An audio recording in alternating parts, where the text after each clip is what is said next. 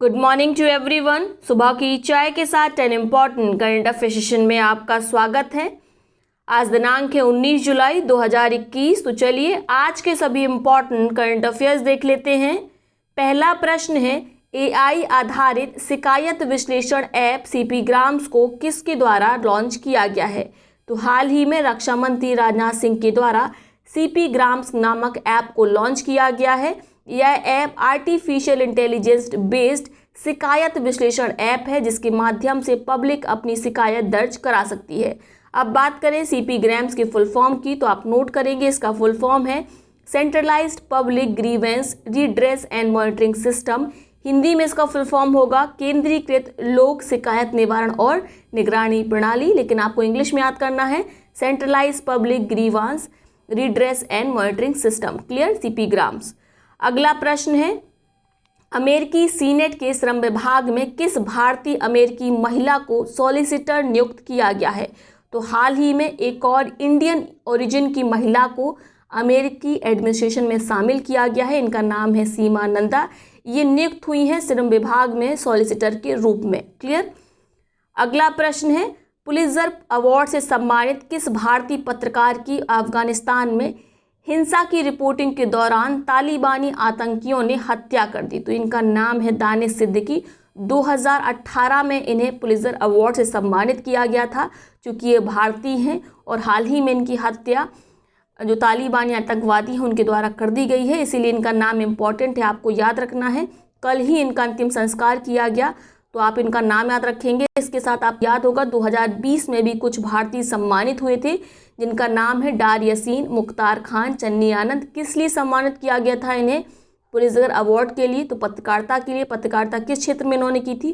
371 हटने के बाद जम्मू कश्मीर की। ठीक है, उसी के बाद उन्होंने उसके लिए रिपोर्टिंग की थी, उसकी फोटोग्राफी की थी, जिसके बाद ये सम्मानित हुए थे पुलित्जर अवार्ड 2020 से। क्लियर?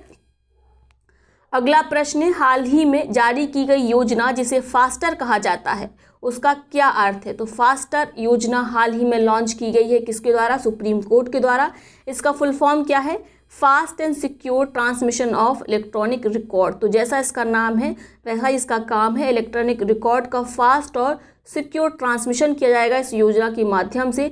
मान लीजिए सुप्रीम कोर्ट ने किसी को जमानत दे दी है, लेकिन चूंकि यह खबर पहुंचने में जेल अधिकारियों तक समय लगता था, इसी कारण बेल में देरी हो जाती थी, लेकिन अब ऐसा नहीं होगा, त्वरित बेल संभव हो पाएगी। मुख्य रूप से ये बेल के लिए, जमानत के लिए ही लॉन्च की गई है फास्टर योजना। अगला प्रश्न है, निम्नलिखित में किस संगठन ने 14 जुलाई को संशोधित जलवायु और ऊर्जा कानूनों के अपने फिट फॉर 55 पैकेज का अनावरण किया है? तो फिट फॉर 55 पैकेज का अनावरण किया गया है यूरोपीय यूनियन के द्वारा। इसका उद्देश्य क्या है? फिट फॉर 55 पैकेज का इसका उद्देश्य है यूरोपियन यूनियन अब जो भी योजनाएं बनाएगा, पॉलिसी बनाएगा, नीति बनाएगा, वो सब इस प्रकार से बनाई जाएंगी जिसके माध्यम से जो गैसों का उत्सर्जन है उसे कम करके 55% तक लाया जाए। ठीक है, याद रखेंगे। इसके साथ एक और उद्देश्य रखा गया, ये कब तक लाना है? तो ये लाना है 2030 तक। इसके साथ 2035 तक जितनी भी अधिक गैस उत्सर्जन करने वाली गाड़ियां हैं उन्हें शोरूम्स से हटा दिया जाएगा। ठीक है, ये लक्ष्य निर्धारित किया गया है फिट फॉर 55 पैकेज के अंतर्गत। किसके द्वारा? यूरोपीय यूनियन के द्वारा। अगला प्रश्न है, लद्दाख ने 2025 तक जैविक इकाई बनने के लिए किसके साथ समझौता ज्ञापन पर हस्ताक्षर किया है? तो 2025 तक जैविक इकाई बनने का लक्ष्य निर्धारित किया गया लद्दाख के द्वारा। इसके साथ समझौता ज्ञापन पर हस्ताक्षर किया सिक्किम के साथ। सिक्किम आप जानते हैं एक जैविक प्रदेश है। 2016 में इसे दुनिया के सबसे पहले जैविक प्रदेश के रूप में मान्यता मिली थी।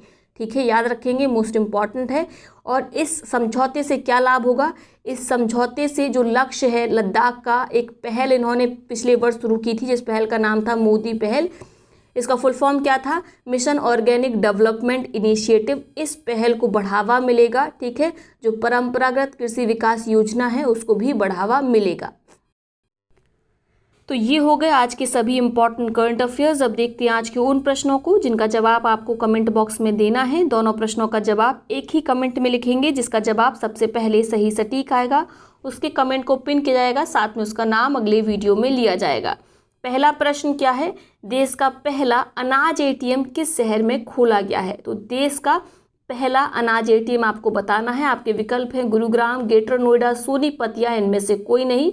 दूसरा प्रश्न है भारत के प्रथम भिक्षु फल मोंक फ्रूट की खेती किस राज्य में शुरू हुई है? आपके विकल्प है हिमाचल प्रदेश, जम्मू और कश्मीर, उत्तराखंड या पंजाब। तो इन दोनों प्रश्नों का आंसर आपको कमेंट बॉक्स में करना है। अब देखते हैं उन पिछले प्रश्नों को जिनका सबसे पहले सही सटीक जवाब विकास सिंह के द्वारा दिया गया। विकास सिंह जी के कमेंट को ऑलरेडी पिन किया जा चुका है। पहला प्रश्न क्या था? एनटीपीसी लिमिटेड भारत के गुजरात में भारत का सबसे बड़ा सौर पार्क सोलर पार्क स्थापित करेगा। इसकी लक्षित क्षमता क्या है? तो आप जानते हैं इसकी लक्षित क्षमता कितनी है? 75 गीगावाट। क्लियर। अगला प्रश्न क्या था? केंद्र सरकार ने केंद्रीय कर्मचारियों का महंगाई भत्ता 17% से बढ़ाकर कितने % कर दिया है? तो 17% से बढ़ाकर कितने % किया गया है? केंद्रीय कर्मचारियों का महंगाई भत्ता 28%। क्लियर हो गया? तो ये है आज का सेशन। आई होप वीडियो आपको पसंद आया होगा। वीडियो को लाइक करें, साथ ही अपने मित्र सहपाठियों के साथ इसे शेयर अवश्य करें। तो चलिए कल मिलते हैं नए सेशन में, तब तक के लिए बहुत बहुत धन्यवाद।